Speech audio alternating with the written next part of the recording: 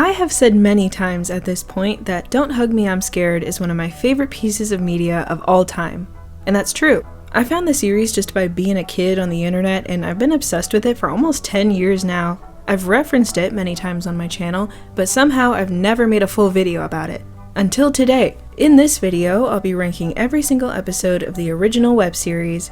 I was going to include the 6 episodes of the TV series as well, but I find them to just be too different from the web series. I know a lot of people consider each version to be seasons 1 and 2 of the same show, but I see them as 2 different continuities. So I've also uploaded a second video ranking the TV show, which you can watch as soon as you're done with this one. Come on guys, stop mucking around. We only have 5 seconds until the video starts. Help, let me go. Before I get into the series proper, I wanted to take a second to talk about Help. Help was a series of videos meant to promote a Kickstarter campaign that funded the remainder of the series. In these videos, the trio has been kidnapped by this beast named Money Man and are being held for ransom. They need your donations or they will be killed. I think this is such a clever way to crowdfund an art project like this, but I mostly wanted to talk about Help because of its music. Don't Hug Me, I'm Scared is built around its songs, and it's also meant to be kind of creepy. Help doesn't have a song, just a brief bit of distorted piano that they play over and over again. And when I was a kid, for some reason, it scared me worse than anything else in the main series. It is crazy to think that if this campaign failed, we probably would only have the first 2 episodes of the show, and all 3 main characters would have canonically been murdered. Although I guess that's just another day for them. Another June 19th to be specific. Go to hell! It's not that episode 3 is my least favorite, or that I dislike it, it's just the one I revisit the least. I always thought it just felt different than the rest of the series. First of all, it takes place outside. A lot of the horror in this series is derived from the trio being trapped in their house, or even a specific room. It's very claustrophobic, but this episode is set during a lovely chicken picnic in broad daylight. I think it's always interesting when horror takes place in a brighter setting like this, but as a kid, I definitely thought it was the least scary. And unlike the other 5 episodes, Yellow Guy is the only character who actually participates in the lesson. That's technically also true of episode 6, but that's just because the other 2 were gone. Here, Red Guy and Duck Guy are still around, they're just busy eating chicken while their friend is going through the ringer without them. There's very little gore in this episode, and while it may not be as overtly spooky, the implications of this episode are so dark and so uncomfortable, more than anything else in the entire show. I know there's a lot to dissect and pick apart with this episode, but I don't have anything to say that hasn't already been said.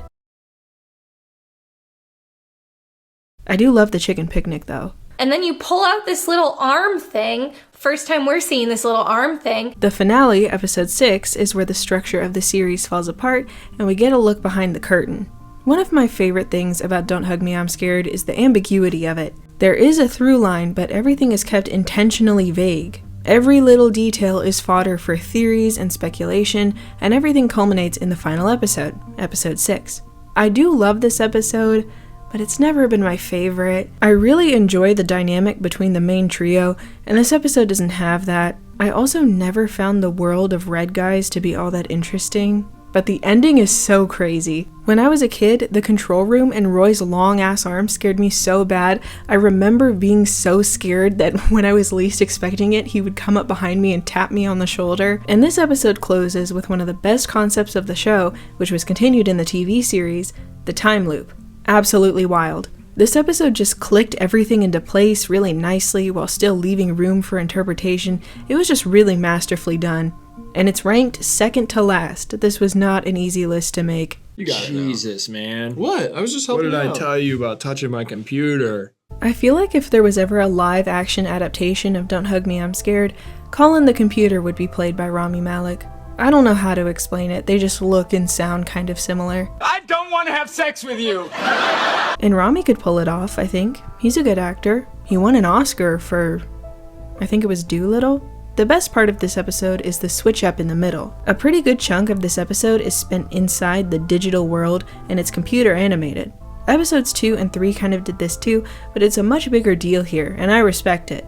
This is also such a random observation, but I love the mental image of a smart yellow guy. He's so cute. I love him. Kinda wish they had kept this design around for the TV series. Can you imagine that in the finale? Each episode has one moment that's like the big scary one. Episode 4 has this little glitch where you see these alternate versions of Yellow and Duck Guy. I didn't even notice Roy was sitting in the corner because I was too afraid to look. That's me in the corner. I like the beginning, the ending, the instrumental that plays during the credits has been stuck in my head for years. This one is just solid all the way through. What's your favorite color? Blue. I like blue and I like green. Episode 1 is obviously the original, the very first one. We wouldn't have anything if we didn't have this. And I want to rank it higher because of that, but I just don't think it's quite as good as the next two on the list. But this is what sets up the entire series and gives us that classic formula that every episode mostly follows, and that includes the TV series. I wish I could go back and watch it for the first time because the breakdown into horror is so unexpected and the visuals are so surreal. There is a bit of gore, but it's used sparingly, and it clearly isn't the only source of shock value here. The Creativity song is the best and most memorable song in either series, probably because it is the first and most popular, but even people who aren't fans are still going to recognize What's your favorite idea? Or perhaps Green is not a creative color. There's a reason this episode has 80 million views and spawned 5 more episodes in a TV show. This 3-minute video is everything to me. But it's still not the best one. Episode 2 is the perfect improvement upon everything in episode 1. Even the room they're sitting in is nicer. I feel like there's not a lot I can say about this one in particular because everyone loves it for a reason. They love the song, they love the jokes, they love Tony. I like Tony. I won't go further than that. I just think it's neat that he's the first teacher to be actually malicious and he causes the breakdown at the end. The first time around it was a little more self-imposed, like Sketchbook told them to get creative. She didn't tell him to do all that. This episode taps into a sense of existential horror and dread where the first one really didn't, and it sets a precedent for the rest of the series. Seeing a cake full of organs is one thing, but seeing the main characters age and decay while Tony tells you everyone runs out of time is entirely another. Episode 2 also introduces us to Roy, who is one of the only characters outside of the main trio and the teachers. He's Yellow Guy's dad, and he's kind of a weirdo. I wonder if he'll be important later. So without further ado, Let's go! The Don't Hug Me, I'm Scared formula relies on a shift in tone about halfway through each episode. They lure you in with funny little puppets and a cute song, they might give you a few hints, but then they take a turn into the creepy stuff. Episode 5 is unsettling all the way through, and when it takes that turn, it gets bonkers bananas. Speaking of bananas, this episode is about healthy eating. It's the closest we really get to a genuine lesson you would actually teach a kid, which thank God I've had no idea how to eat healthy. I've been eating soil foods this whole time like an idiot. No yolk though, I don't have that kind of money. That's actually why I don't show my face on YouTube. I'm really insecure about my gray teeth. Okay, I'm getting off track, so let me go through this episode start to finish so I can talk about everything I love about it. Number 1. Like I said, things are immediately off with the art on the fridge being used to continue the story where episode 4 left off and the way Yellow and Duck Eye point out that something's wrong. Number 2. Bread Boy is the best character in the series. Number 3. Is the song in this episode supposed to be Honky Cat? That's your body. Boy, I must have been green. What's that? A tasty snack? You don't want to go and eat a snack like that. Quit those days and my redneck ways and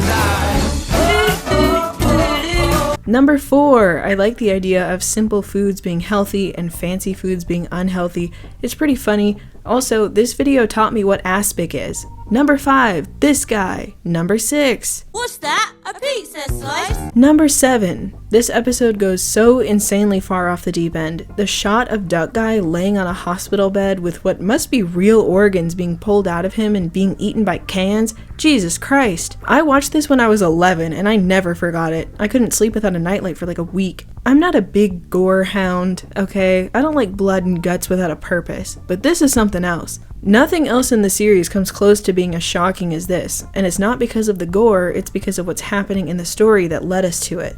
These guys didn't age the trio until their skin fell off or trap them inside the digital world. These guys tortured Duck Guy to death and then forced Yellow Guy to eat his friend. Again, there's a difference between seeing an organ laying on a table and seeing an organ being pulled out of someone while he's still alive. In episode 5, the structure of the series has been pushed to its natural conclusion. Things have been taken as far as they can go. And the framing and lighting of certain shots adds so much to the mood of the episode. The ending in particular just looks so frightening and sad, especially because it's dead silent. This shot has been permanently burned into my brain. And then we close out with that sweet, sweet saxophone. There are so many little details throughout too, like Red Guy's head in the microwave. And look!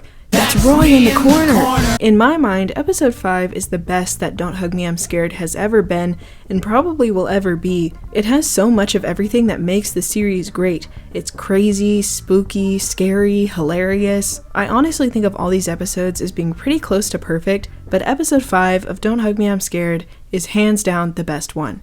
Thank you so much for watching. If you liked this video, be sure to give it a thumbs up, and if you liked me, be sure to subscribe to my channel.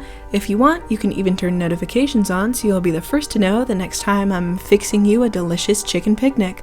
Anyways, that's gonna be all from me. I've gotta go paint a picture of a clown. Bye! Time's a tool you can put on the wall or wear it on your wrist. The past is far behind us. The future doesn't exist. What's the time? It's 8:45. Time to have a bath. What do you mean? We're already clean. Scrub, scrub, scrub till the water's brown. Let's go on a journey through all time. A time that's changing all the time. It's time to go to time.